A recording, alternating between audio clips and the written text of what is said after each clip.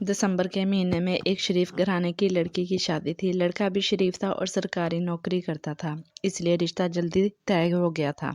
शादी की पहली रात जब दूल्हा अपने कमरे में आया तो देखा बीवी बैठी रो रही है। इसने सोचा शायद घर वालों की जुदाई की वजह से रो रही है। शौहर ने पूछा क्या हुआ है। बीवी ने बदतमीजी से जवाब दिया कि तुम्हें क्या। शौहर ने कहा कि ये मेरा हक है और फर्ज है और मैं पूछ सकता हूँ कि आपको क्या हुआ है। बीवी ने कोई जवाब ना दिया। शौहर ने सोचा करीब जाके पूछता हूँ। जब शौहर बीवी के करीब गया कहने लगी मुझे हाथ मत लगाना, बस मुझे तलाक चाहिए। शौहर ने मुस्कुराते हुए पूछा कि तलाक की वजह क्या है। मैं किसी और को पसंद करती हूँ और इससे शादी करना चाहती हूँ। शौहर कौन है वो? मेरा कज़न है और हम दोनों एक दूसरे को पसंद करते थे और शादी करना चाहते थे, मगर घर वाले नहीं माने। शौहर जब आप दोनों एक दूसरे को पसंद करते थे तो भागकर शादी क्यों नहीं की? हमने तय किया था कि घर वालों की मर्ज़ी के ख़िलाफ़ कोई कदम नहीं उठाएंगे। तो अब आप तलाक लेना चाह रही हैं, इसके बाद क्या करेंगी? बीवी, मैं अपने इसी कज़न से शादी करूँगी। क्या अब भी वो तुमसे शादी के लिए राज़ी हो जाएगा? क्यों नहीं, हम एक दूसरे के बगैर नहीं रह सकते।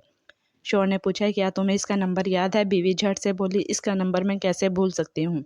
शौहर ने जेब से मोबाइल निकालकर इसे पकड़ाते हुए कहा ये लो मोबाइल और इसको कॉल करके कहो कि तुमने तलाक ले ली है और वो तुमसे शादी कर ले। बीवी ने अपने कज़न का नंबर मिलाया और 2-3 बेल के बाद कॉल रिसीव कर ली गई। हेलो, कौन है? मैं बात कर रही हूँ। कौन? मैं, देखो मैं इस वक्त बहुत दुख में हूँ, आपने जो कुछ कहना है जल्दी कहो। अरे तुमने मुझे नहीं पहचाना, मैं मुस्कान बात कर रही हूँ और तुम मुझे कभी ना भूलने के वादे करते थे, एक दिन में ही भूल गए तुम। तुमने मुझे क्यों फ़ोन किया है? मैं तुमसे कोई बात नहीं करना चाहता। ये तुम कैसी बातें कर रहे हो? मैं यहाँ तुम्हारी खातिर तलाक ले रही हूँ और तुम सीधे मुँह बात ही नहीं कर रहे। देखो जो हो गया सो हो गया, अब तुम तलाक ले भी लो तो मेरे घर वाले एक तलाक याफ्ता लड़की को कभी नहीं अपनाएंगे। और तुम, क्या तुम भी मुझे नहीं अपनाओगे?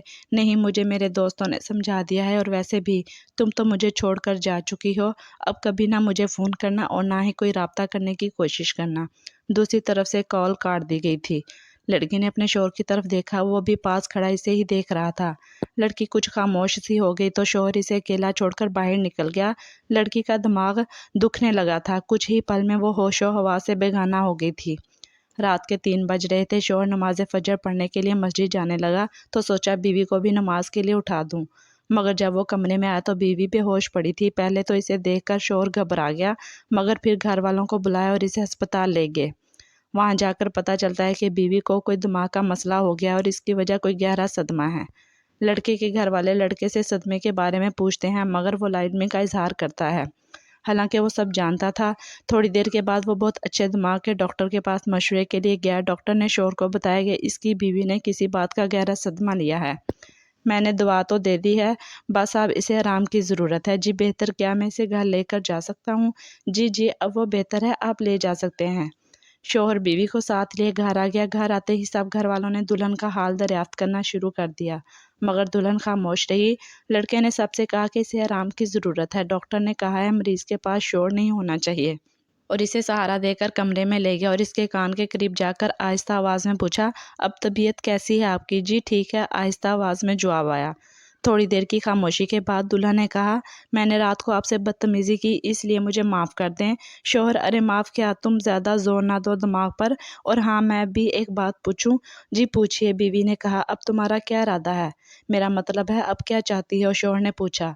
कुछ नहीं, बस अब मुझे ज़िंदा नहीं रहना, खुदकुशी कर लूँगी, क्योंकि जो गुनाह मुझसे हुआ इसकी सज़ा सिर्फ खुदकुशी ही हो सकती है। कौन सा गुनाह मोहतरमा? मोहब्बत का गुनाह। मैंने मोहब्बत की थी, इससे बढ़कर और क्या गुनाह हो सकता है? मगर मोहब्बत तो गुनाह नहीं, मोहब्बत गुनाह नहीं, मगर जब महबूब बेवफाई करे और ख़ासकर जब मर्द बेवफा हो तो मोहब्बत औरत के लिए गुनाह बन जाती है। मैं नहीं मानता और बेवफा कोई नहीं होता, मगर मजबूर ज़रूर हो जाता है। मैं नहीं मानती मजबूरी को, बीवी ने कहा। अब तुम अपनी भी मिसाल ले लो। तुमने अपने ख़ानदान की इज़्ज़त की खातिर मोहब्बत को कुर्बान किया था। बीवी सारी गुफ्तगू से बेजार होने लगी थी। शौहर भी बात समेटते हुए, मैं कल से ऑफिस जाऊंगा। बीवी, तो मैं क्या करूं, मुझे क्यों बता रहे हैं?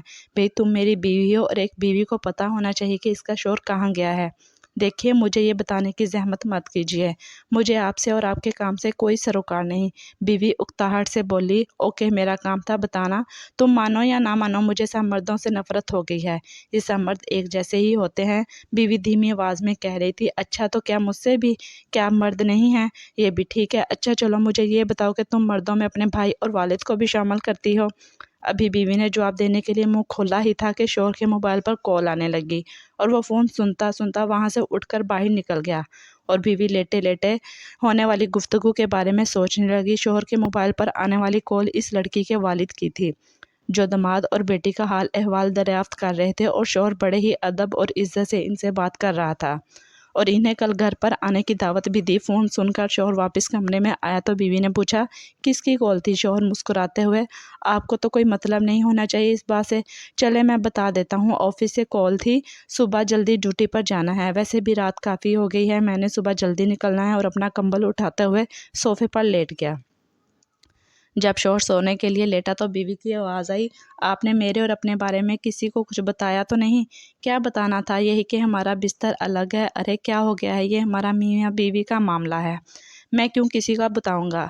اب سو جاؤ اور صبح مجھے فجر کے لیے اٹھا دینا۔ بیوی کے منہ سے بے اختیار جی نکل گیا۔ صبح جب فجر کے وقت شوہر کی آنکھ کھلی تو بیوی پہلے سے ہی وضو کر کے جائے نماز بچھائے نماز پڑھ رہی تھی۔ شوہر بھی وضو کر کے نماز کے لیے چلا گیا۔ جب واپس آیا تو بیوی ابھی بھی جائے نماز پر بیٹھی زاروں قطار روتے ہوئے دعا مانگ رہی تھی۔ دعا سے فارغ ہو کر وہ کچن میں کچھ پکانے کے لیے گئی۔ بیوی نے ناشتہ شوہر کے سامنے رکھتے ہوئے کہا، میں آپ سے کچھ بات کرنا چاہتی ہوں۔ جی بولیے، شوہر نے خود کو سنجیدہ ظاہر کرتے ہوئے کہا۔ وہ میں بہت بری ہوں نا؟ جی نہیں، آپ تو بہت اچھی ہو، دراصل میں غلط عورت ہوں، میں نے محبت جیسی غلطی کی ہے، مگر آپ تو شریف گھرانے کے شریف النفس مرد ہیں، آپ تو مجھ جیسی لڑکی کو قبول نہیں کریں گے، اگر آپ مجھے معاف کر دیں تو۔ ارے کیا ہو گیا ہے، میں نے تم سے نکاح کیا ہے، تم میری عزت ہو اور میں ہر حال میں تمہاری حفاظت کروں گا۔ تم نے جو غلطی کی ہے اس کی تم نے معافی مانگ لی ہے، اور معاف کرنا تو میرے رب کی صفات میں سے ہے۔ میں نے تمہیں معاف کیا، اور جب تم سچے دل سے توبہ کر رہی ہو تو میں کیوں اپنی عزت کو رسوا ہونے دوں؟ کیونکہ میں جانتا ہوں کہ ایک طلاق یافتہ کو ہمارے معاشرے میں کس نظر سے دیکھا جاتا ہے، اور جب میرے خدا نے تمہیں میری قسمت میں لکھا ہے تو میں کیوں اسے غلط قرار دوں؟ بیوی روتے ہوئے بے اختیار شوہر کے گلے لگ گئی اور زندگی بھر اس کی فرما برداری کا وعدہ کر لیا، کیونکہ وہ جان گئی تھی کہ اس کی قسمت میں ایک بہترین مرد لکھا تھا، اور ایک اچھا شوہر اور عقل مند مرد ہی ایک نادان بیوی کو سیدھے راستے پر اپنے ساتھ لے کر چلتا ہے۔ شادی سے پہلے کی محبت سوائے شر اور گناہ کے کچھ بھی نہیں ہوتی۔ ہم مسلمان لڑکیوں کو یہ بات سمجھ لینی چاہیے، اور ایک شوہر کو کبھی کسی ایسی سچویشن کا سامنا کرنا پڑے تو چاہیے تھوڑا صبر اور برداشت سے کام لے۔ جس ہستی نے آپ کی قسمت کسی ایسے انسان سے جوڑی ہے، آپ کا رشتہ بنایا ہے، وہ اس میں برکت بھی ڈال دے گا۔